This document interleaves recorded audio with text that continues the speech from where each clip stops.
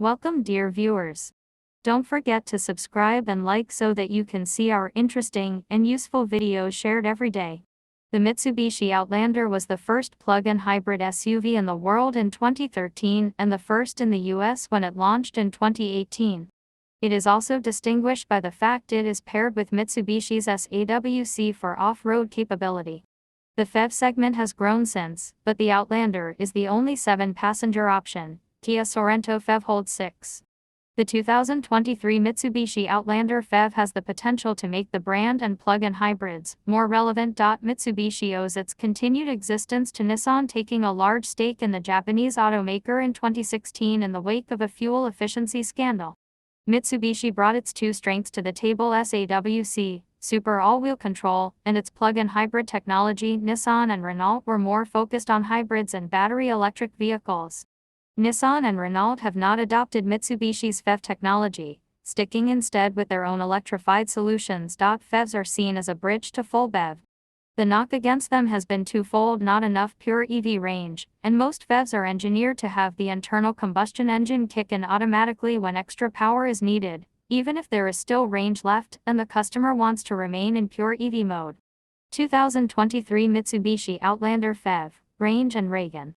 The Outlander phev has a decent EPA-certified range of 38 miles, although on a recent test drive in Franklin, Tennessee, our Cell Premium showed an available range of as much as 42 miles.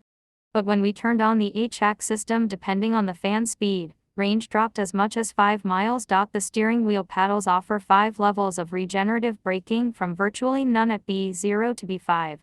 But the strongest Reagan comes from hitting the innovation button, because it adds some mechanical braking as well, taking the level to somewhere between B8 and B10, says Mitsubishi Segment Chief Vehicle Engineer Kentaro Honda. Even at its most aggressive, the Reagan braking does not bring the vehicle to a full stop. You must ultimately do that yourself with the brake pedal. Mitsubishi engineers felt it was more important to customers that the vehicle be able to slowly creep when you release the brake. phev comes close to mimicking an EV. What distinguishes the Outlander phev is that you can keep the SUV in pure EV mode. Push the EV button for a choice of normal, mix of EV and ICE. EV, pure EV, charge engine propels the vehicle while also adding range, or hold, keeps the current state of charge until requested for use later. Putting the SUV into charge mode when idle will bring it up 80% in about a half hour. Putting it in charge while highway cruising could replenish it in about an hour, depending on how you drive, because the engine will be used mostly for propulsion, with some energy siphoned to the battery. Steep learning curve. The downside: the complicated engineering and choices can be confusing for the consumer to figure out what to do when.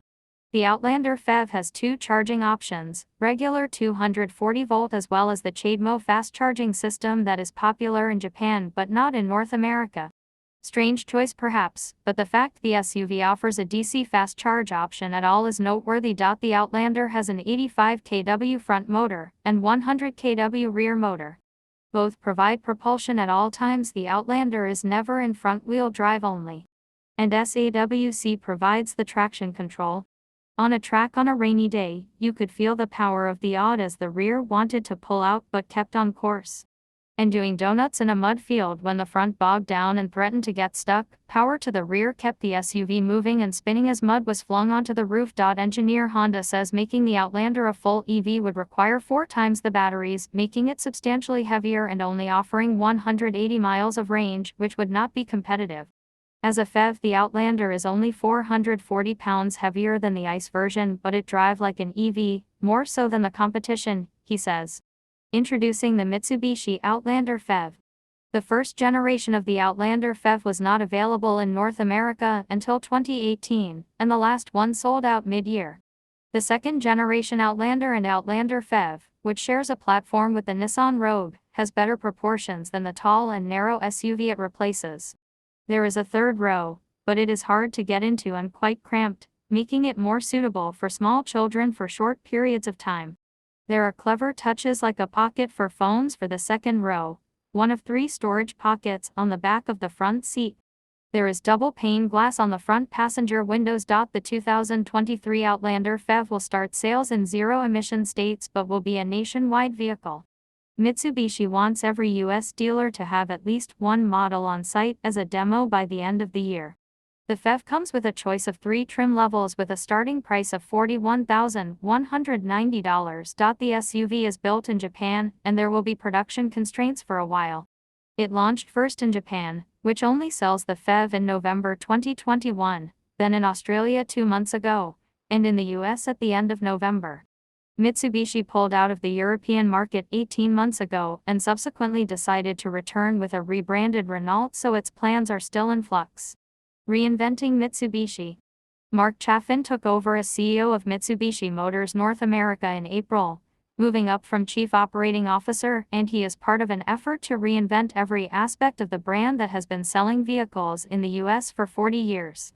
Like Nissan, Mitsubishi uprooted itself, moving its headquarters from California to Franklin, Tennessee, in 2019.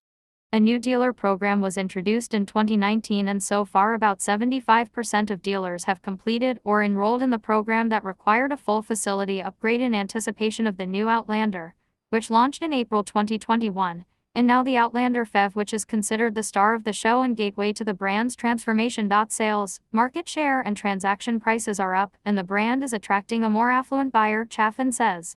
They have an appetite for tech. Demand for the phev is outpacing the ICE Outlander. The CEO won't comment on when Mitsubishi will introduce the first pure electric in North America, which will likely be a version of the Mitsubishi Eclipse Cross or the subcompact Outlander Sport SUV. The Mitsubishi Eclipse Cross had a redesign for the 2022 model year, and demand exceeds supply. The 2023 Outlander Sport now has odd standard. The Mirage and Mirage G4 add a black edition, and the CVT is standard with the decision to drop the 5-speed manual. The Ralliart Performance brand returns for the 2023 model year.